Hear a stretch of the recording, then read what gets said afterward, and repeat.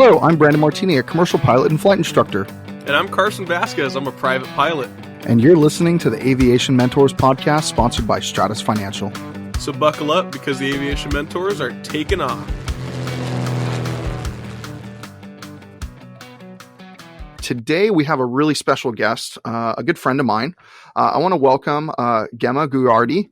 Gemma's a friend of mine. I've known him for about 5 or 6 years now. We met in Southern California through a DPE that we both know.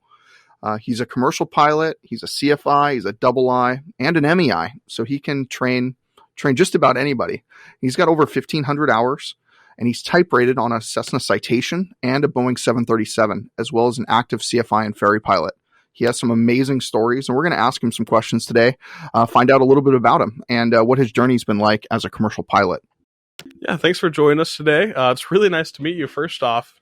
And the first question that was one that we'd love to ask anyone that's on the podcast with us. What sparked your interest and your passion for aviation? Hi, thank you so much for inviting me. And then everything started for a childhood dream, of course. And Boeing 737 has been my dream airplane. So I studied about Boeing since I was in the high school, year 2000. Started about 737, 200, 300 series. So I got, you can say the FCOM, like the AFM for that airplane from my captain in my country, Indonesia. So I learned about it, read the books, even before I taught the Cessna 172 that day. And I played in Microsoft Flight Simulator, bought the software. So it's all self-learning. And after, I guess, 22 years, I got my type rating in 737 about year 2021. So that's like a journey that I reached my dream after 21 years. That's awesome. I started with the Cessna 172, so I can't imagine starting reading about something much, much larger. That's awesome. You know, I've thought about getting a 737 type just because you can go do it when you go to airline transport pilot school to get your CTP done. So I might go do it. I want to go fly with you one day. I think that would be a blast. That would be so neat. But how did you start flight training? You said that you read the book on the 737 before flight training, but obviously you couldn't really start flight training on the 737. So what did you train on, and what was that experience like? And did you do it in the U.S. or did you do it in Indonesia? I started everything in the flight simulator, of course, and then I got a joy flight. My first ever flying, touching the airplane with the Indonesian Navy. One of my best friend there took me fly with the Tobago that time, that TB10, I guess. Yeah, and that was my first. And then he took me with the Bonanza, and finally I fell in love with flying. But 2004, I joined a flight school in Indonesia, but apparently my mom, she didn't like me to fly. She was afraid because she got a trauma, and finally, she talked with my father, and my father finally terminated my flight school back then in 2004. It was like a nightmare for me, and finally I promised myself I'm gonna set up a business. I run a financial market business, and I will get the money. I will go for my own flight school. And on the waiting period of time, I don't have money. I have to do a lot of work, and it was like 13 years of waiting. Then I keep studying from the FAA PHAC and then flying handbook without knowing when I can be a pilot, but I keep my spirit on. And maybe God listened to me and feel so bad with this young boy who got a dream, right? And 2016, finally, I got my private pilot license and instrument rating for 24 days straight. Yeah, because I was prepared for the whole year. So for me, it's not hard to pass from a private instrument. So you're saying you did private and instrument in less than 30 days? Yes, it was in Van Nuys. My examiner was Greg Lewis. He passed away this 2022. It's really sad, but yeah, that was like a huge news in Van Nuys area. But this Asian guy coming and then finish everything in 24 days straight. Yeah, that's incredible. What airplane did you train on to do it in 24 days? It's a Cessna 172 and November 734 Echo Sierra. I still remember that, right? And then I got maybe 5,000 or 6,000 hours in the flight simulator. For just tracking the ILS is just pretty easy for me. Especially, I did a lot of simulator flight with the Fat Sim, if you know. So radio comm, everything is easy. But when I jumped to the California, it's pretty hard to understand the radio comm. That was one of my problem too. But yeah, we finished in an accelerated program, and I got it done in 24 days total. Yeah, that's pretty incredible to get it done in 24 days. I mean, I don't know. I think you've probably the only person I've ever met that's ever done it that quick. But that's a testament to how much a flight simulator actually helps. I know that I've met a lot of students, and I've met like 16, 17-year-old kids that just get started with flight training, and they actually the ones that have been like learning to fly in a flight sim since they were like 10, 11 years old, they are amazing pilots right off the bat. They know how to fly. They know how to land almost, or sometimes they even know how to land. The radios normally aren't that good unless they've used some software that's prepped them.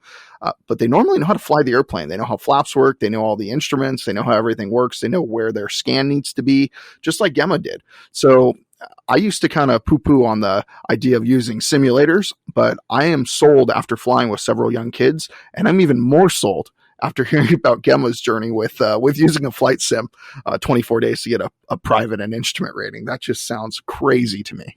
That is absolutely unheard of for me. And just like Brandon, I met an 8-year-old kid that really stood out, and he came in. I saw him. He was doing a demo flight, and he did everything perfectly. He was able to start the airplane and just taxi away, and he just needed a little bit of help reaching the pedals. But aside from that, he was able to nail everything.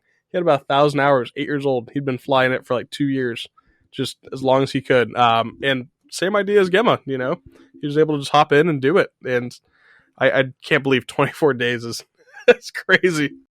Now, Carson, I want to know what your excuse is, because in the beginning of every episode, we talk about how you're a private pilot, right?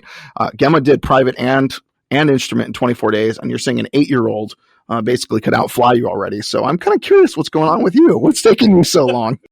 I haven't applied for a loan from Stratus Financial yet. I think that's probably the big thing. Well, they sponsor us, so I think you should probably get on that, like ASAP. I absolutely should. So, Gemma, what was it like getting a type rating in a 737? And you said when you got that type rating, you only had 1,300 hours. So most people here, at least, don't get their ATP until 1,500, and type rating probably a little bit after that. So what was it like doing that? And I have one more question after you answer that one. Very interesting question. So if you talk about getting the FAA type rating, is another different level with the other country like EASA, or maybe you go for Australia. In the FAA, they're pretty fair. Even you're a private pilot with the multi-engine and instrument rating, you can go to the 142 training center, you can get a type rating. So my first ever jet type rating was when about 350 hours. I got my PIC in the real airplane for the Citation 5 series. So it was in Van Nuys. I did it one with the corporate company there. Pretty much the owner liked me, and then he saw me flying, and he said that, hey, you good pilot? And I took my SIC first, and then I talked to him, hey, the SIC, I don't really happy with it because it's not a complete license. So can I get my PIC after 6 months? Okay, you can do it. And then he sent me all manuals from the CAE. Then I have to learn by myself. Then I took like 7 days program in the airplane, so I didn't touch the simulator that day. And then I passed from the examiner was Mark Boss from Van Nuys Visto. And it was really tough check, right? Because we have been evaluated based on the ATP standard, even though I'm the commercial. So the FAA would not care. If you're a private pilot and you want to get the type rating, so you will be evaluated under the standard ACS of the ATP. They don't care. So if you pass, then you pass. Then you can get a type rating. Eventually, you are actually ATP standard, even though your license is private pilot or commercial pilot. It was 4 approaches. We did it in Camarillo, I think Oxnard, and then back to Burbank and Van Nuys. So that was the 2017 journey. And I think I'm ready to get a 737 because I have learned it for the whole 20 years. Then I rented the simulator before I go to Florida for that. So I rented about 2 sessions. One session cost me about $2,500. So I rented $5,000. 2 sessions is about 8 hours in Garuda, Indonesia, one of the big national carrier. So I ran their sim with my friend who company check pilot. I want to get prepared before even I touch the real training. So the first hassle is to land the airplane. Is pretty different. I have to be able to land single engine or twin engine and then memorize all the memory items, the limitations, and then do approaches, of course. And I got the materials because in the United States, it's very common on all 142 training center, you will do KJFK circle to land. So you will do localizer 04 right approach and then circle to 31 right. It's like 90 degrees circle. So if you take any type rating in the United States, you will get that check right. And that will be the hardest for doing that. And the best part for that check right is the oral will be about 1.5 to 2 hours together with your pairing. So that will not be like one-on-one with the with the examiner, okay? And you will be both of you on the oral, and the check route will be also 4 hours. 2 hours you're on the left seat and the other 2 hours on the right seat to support your PIC. That's a thing. And finally, I get done in it's a 14 days program for the 737. It got 4 sessions in the full flight simulator. For one session is about 4 hours, so 16 hours, and then we got about 2 sessions on the non-motion simulator. We call that fixed base simulator, and after that, a check ride. And after I got my 37, I go for the 737 Max differences. I went to Seattle. We ran one of the 142 ran the Alaska Airline 737 Max. So I got my differences there. So I'm good to fly 737 NG and Classic and Max. So my first experience of flying 737 was, I'm a ferry pilot. I set up a ferry company. So we fly from Indonesia to United States that day with the 737-900ER. So that was a crazy and amazing experience. And the best part is what I learned when I got my seaplane ratings. It was in 2021, before I got a Max. I learned that when I become the seaplane pilot, it helped me a lot with 737 landings, especially when I practice the glassy water landings. That's really, really helped to land on the big jets, because the principle like holding the pitch and memorizing the visual reference on the dashboard is really helped. So, yeah. Sounds like all my icon time, even though it only goes 85, is going to help me with the 7.3 rating. I like that. I have a question, actually. Since you did get a Max type, obviously everyone's heard about the 737 Maxes that have gone down kind of all over the world, unfortunately. And that was due to a trim runaway issue. Did they focus a ton on that in training? And do you think they have it right nowadays with their trim runaway procedures to make sure that never happens again in a commercial aircraft? Yeah, when we were on the training, they're really big on the MCAS system because they upgrade the software.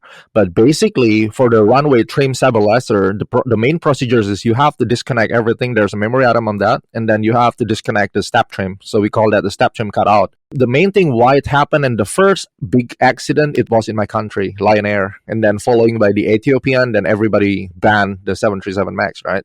The main problem is they never get a procedures, or they never get informed that the MCAS was there and you have to disconnect everything.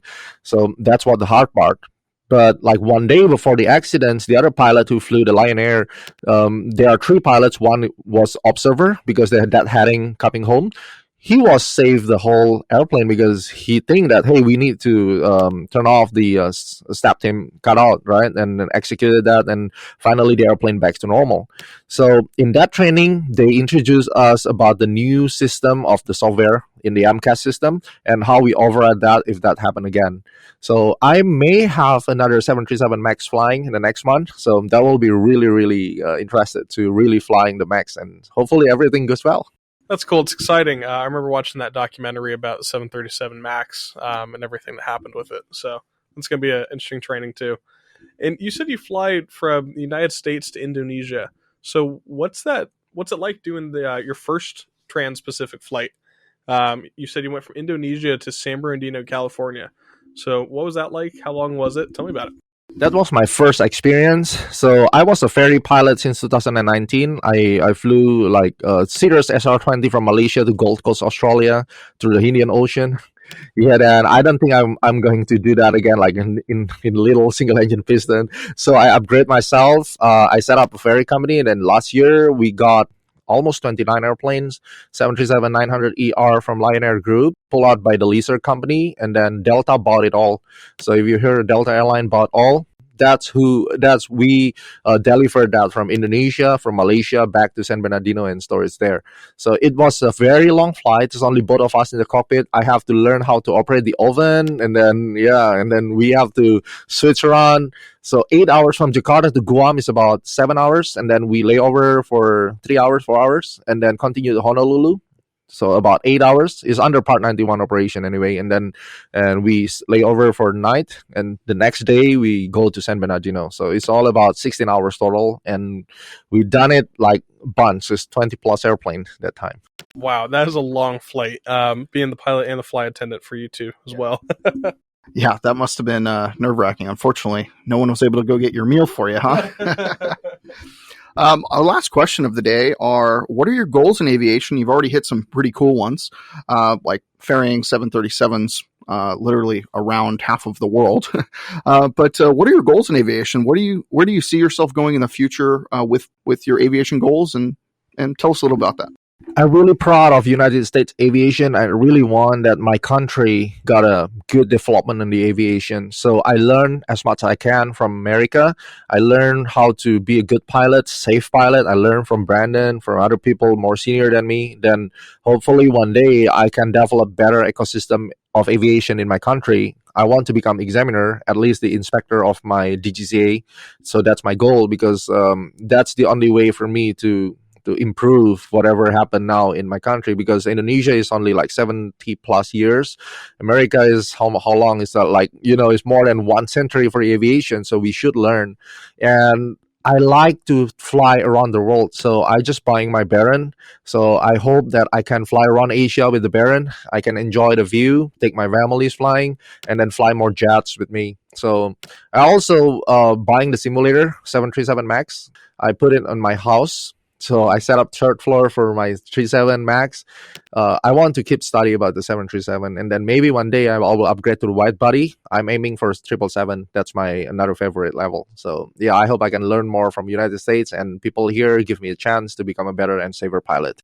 That's phenomenal, and those are really just awesome goals. It's really cool seeing you go from 737 on the simulator when you were younger now to flying them, ferrying them. That's really awesome. The real ones, yeah.